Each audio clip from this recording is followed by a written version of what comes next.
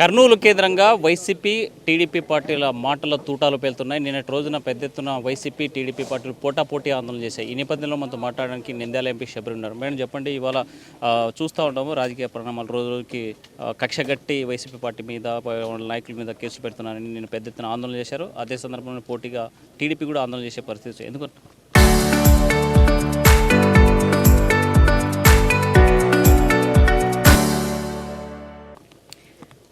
ఒకటే చెప్తాను, వైసీపీ వాళ్లకు వేరే ఇంకా పని లేదు. వీళ్ళు కేవలం ఇప్పుడు కొత్తగా కంకణం కట్టుకొని కూర్చున్నారు. రెండు కులాల మధ్య లేకపోతే మతాల మధ్య చిచ్చు పెట్టడం తప్ప వీళ్ళకేం లేదు. నిన్న ధర్నా చేశారు. ఎవరి కోసం చేశారు, ఎందుకు చేశారు? అమ్మాయిలను వేధిస్తూ అమ్మాయిల పైన ఎన్నో ఎఫ్ఐఆర్లు కూడా ఇప్పుడే చూపించాను నేను, ఎఫ్ఐఆర్ కాపీలు ఉన్నాయి. అటువంటి వాళ్ళపైన వీళ్ళు ధర్నా చేయడం ఆలోచన చేయాలి. అక్కడ సీనియర్ వ్యక్తులు ఉన్నారు వైసీపీ పార్టీ నుండి.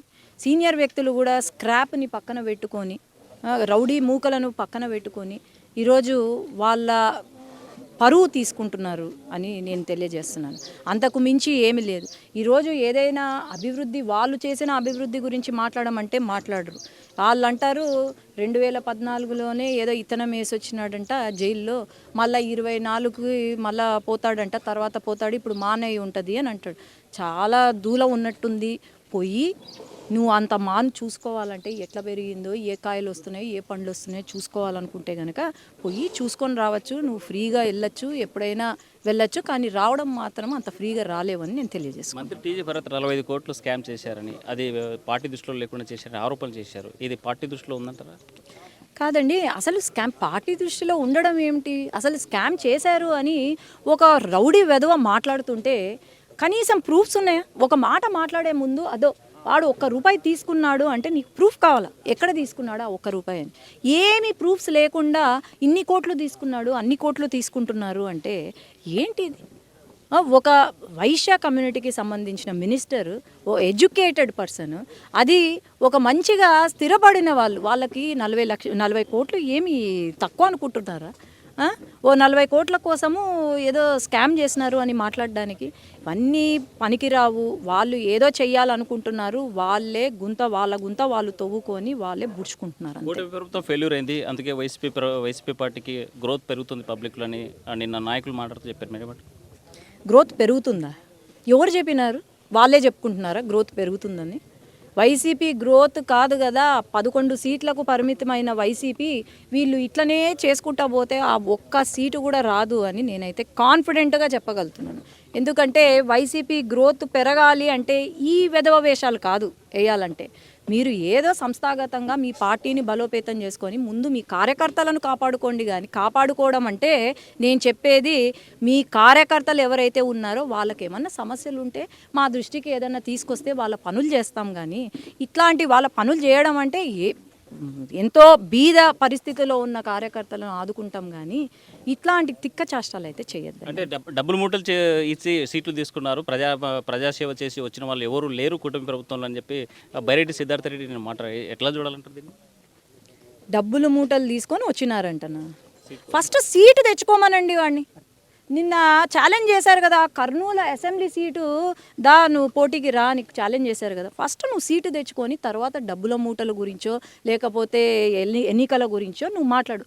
కనీసం వార్డు మెంబర్గా నువ్వు గెలువు ఫస్ట్, లేకపోతే సర్పంచ్గా గెలువు, అప్పుడు మాట్లాడు నువ్వు.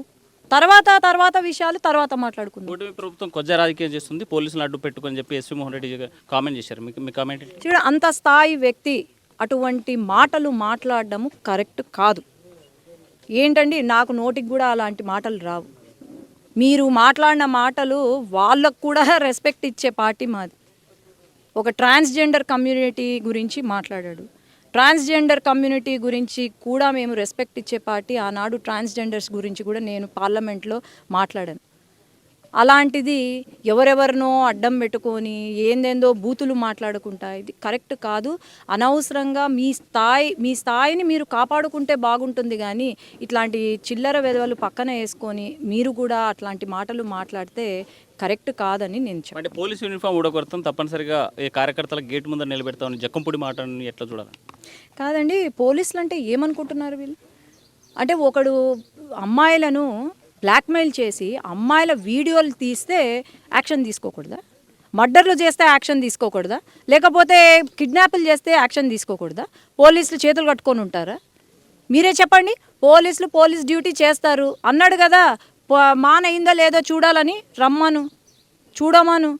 అనవసరంగా పోలీసులతో పెట్టుకుంటే మీకే అనవసరమైన కష్టాలు వస్తాయని నేను తెలియజేసుకుంటాను. ఫైనల్గా సూటిగా కూటమి ప్రభుత్వం పైన చేసేటువంటి వ్యాఖ్యలను, వైసీపీ లీడర్ చేసే వ్యాఖ్యలను ఎట్లా చూడాలి, ఏం చెప్పారు? అదే చెప్తున్నా, వీళ్ళకు వేరే ఉద్దేశాలు లేవు. వచ్చి ఎప్పుడో నెలకు ఒకసారి వస్తారు. వాళ్ళకు ఫేస్బుక్లలో, ఇన్స్టాలో, లేకపోతే ఎక్స్లో వ్యూస్ కావాలా? ఏదర్ పాజిటివ్ ఆర్ నెగిటివ్ మనం న్యూస్లో ఉండాలా?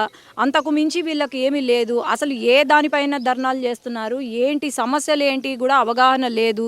ఊరికే వాళ్ళ పబ్బం గడుపుకోవడానికే వీళ్ళు ముందుకొస్తున్నారు, ఏదో చేస్తున్నారు తప్ప ఇంకా వేరే ఉద్దేశం అయితే ఏమీ లేదని నేను డిజిటల్ ప్లాట్ఫామ్లో వ్యూస్ కోసం న్యూసెన్స్ చేస్తూ ఉన్నారు. అయితే వీళ్ళకి ప్రయోజనాల మీద దృష్టి కానీ లేకపోతే అలాంటి ఆందోళన కానీ చేసేటువంటి పరిస్థితి లేదు వైసీపీ నాయకులు. ఇకనైనా పద్ధతి మార్చుకోవాలని చెప్పి చెప్పే పరిస్థితి. విడుదల చంద్రశేఖర్తో హుసేన్, ఆర్టీవీ, కర్నూలు.